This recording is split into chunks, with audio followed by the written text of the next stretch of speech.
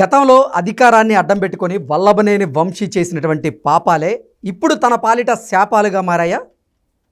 అందులో భాగంగానే వల్లభనేని వంశీకి 3 కేసుల్లో బెయిల్ వచ్చినప్పటికీ వల్లభనేని వంశీ ఇంకా జైలు జీవితాన్నే గడుపుతున్నాడా అంటే అవునని సమాధానం ఇస్తున్నారు కొంతమంది రాజకీయ విశ్లేషకులు. ఈ నేపథ్యంలోనే ఇదే అంశం మీద మనం పూర్తి స్థాయిలో విశ్లేషణ చేసుకుందాం. ప్రస్తుతం మనతో పాటున్నారు ప్రముఖ రాజకీయ విశ్లేషకులు అడుసుమల్లి శ్రీనివాసరావు గారు. సార్తో మాట్లాడు. సార్ నమస్తే. సార్ నమస్కారం అండి. వల్లభనేని వంశీ గతంలో ఆయన చేసినటువంటి పాపాలే ఇప్పుడు ఆయన పాలిట శాపాలుగా మారాయా? అందుకే 3 కేసుల్లో బెయిల్ వచ్చినప్పటికీ ఆయన ఇంకా జైలు జీవితాన్ని గడుపుతున్నాడా అంటే ఏం చెప్తారు సార్?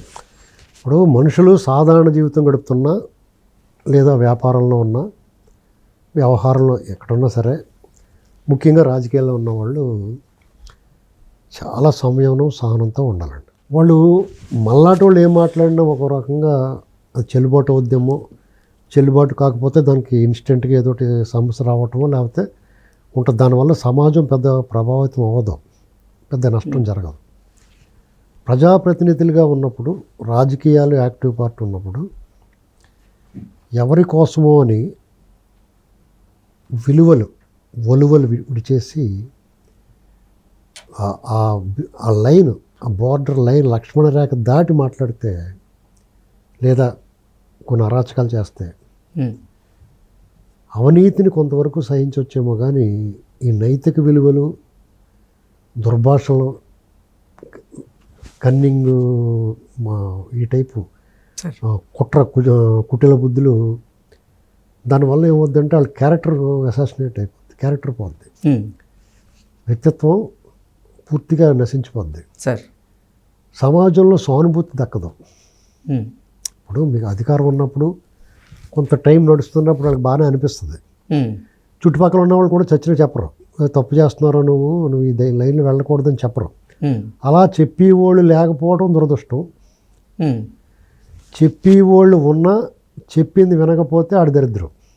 ఓకే ఏంటండి సార్, ఈ రెండాట్లో ఏం జరిగిందో తెలియదు, కానీ వల్లభనేని వంశీ అనేటువంటి ఒక నాయకుడిది 2 సార్లు ఎమ్మెల్యే అయిన వ్యక్తిది, ఒకసారి ఎంపీగా కంటెస్ట్ చేశాడు.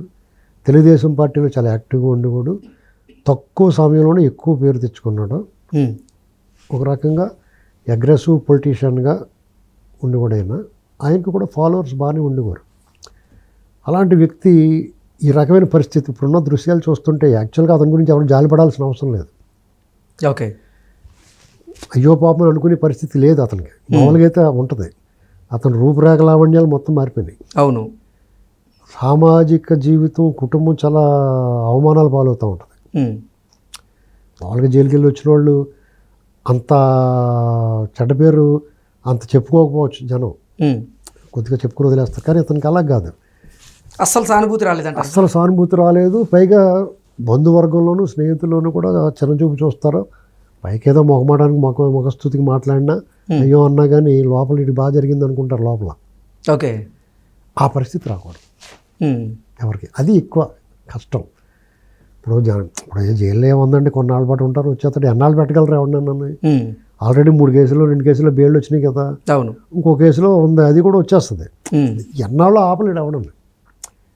ఎప్పటికైనా రావాల్సింది బెయిల్. ఇప్పుడు ఇతను పీకలు కోసేసింది ఏం కాదు, లక్షల కోట్లు కొట్టేసింది ఏం కాదు.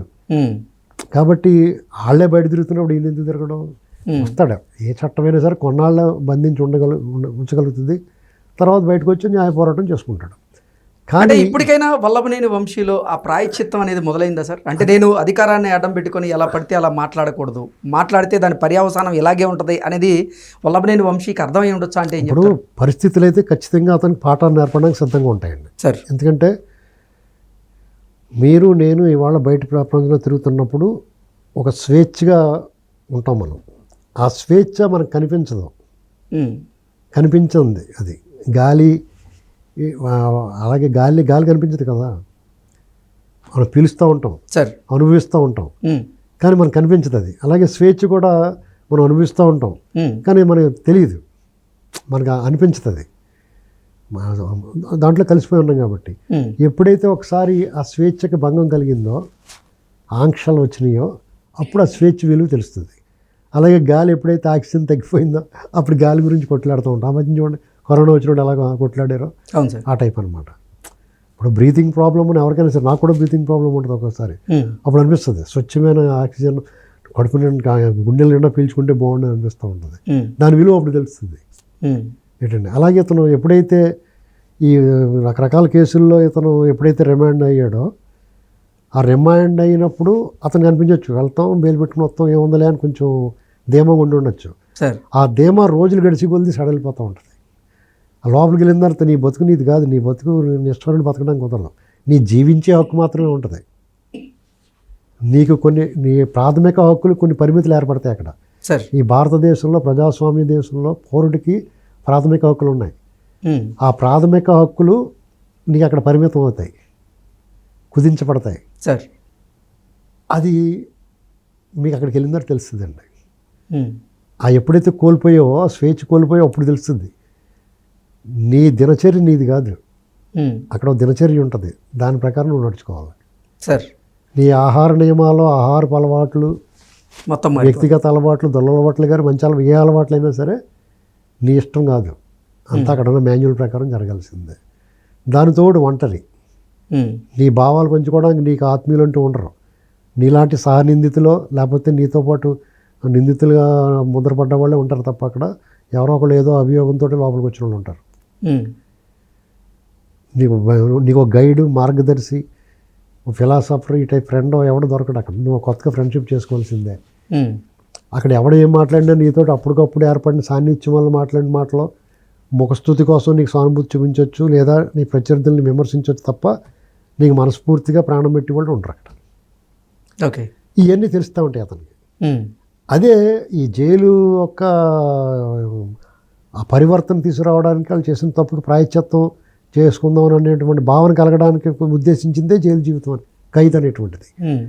అది వచ్చిందనుకోండి ఆయనలో, అది వస్తే డెఫినెట్గా అతను ఇవ్వాలి కాబట్టి రేపన్నా బాగుపడతాడు, మిగతా జీవితాన్ని, శాశ్వత జీవితాన్ని హాయిగా గడుపుతాడు.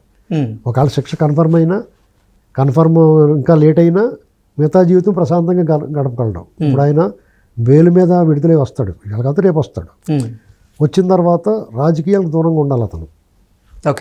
ఏమంటే ఎవరిని పల్లెత్తి మాట అనకుండా ఉంటే అతని మనసు అతనికి ప్రశాంతంగా ఉంటుంది. అర్థమైందా మీకు? వాళ్ళ కుటుంబం కూడా ఈ ఈ ఈ సూటిపోటీ మాటల నుంచి తప్పించుకుంటారు. కొన్నాళ్ళు అంటారు, ఎవడైనా ఎన్నాళ్ళు అంటాడో అనుకుని అరుచుకుని నోరు మూసుకుంటాడు ఎవడన్నా, నోరు నొప్పి వచ్చిన తర్వాత. అంతేగాని ఇంక ఇతను వార్తల్లో ఉండడం, అతను ఏమీ మాట్లాడకుండా వార్తల్లో ఉండకుండా ఉండడానికి ప్రయత్నం చేయాలి. ఆల్రెడీ పొరపాటు డిడే మిస్టేక్. జగన్మోహన్ రెడ్డి లాంటి అవినీతిపరుని, అరాచకవాదిని, పైశాచిక మనస్తత్వం ఉన్నవాడిని సేమ్ అలాంటి బుద్ధి ఉన్న నువ్వు సమర్థించావు. అతని కళ్ళలో ఆనందం చూడటానికి ప్రయత్నం చేసావు. దాని ఫలితం ఇప్పుడు అనుభవిస్తున్నావు.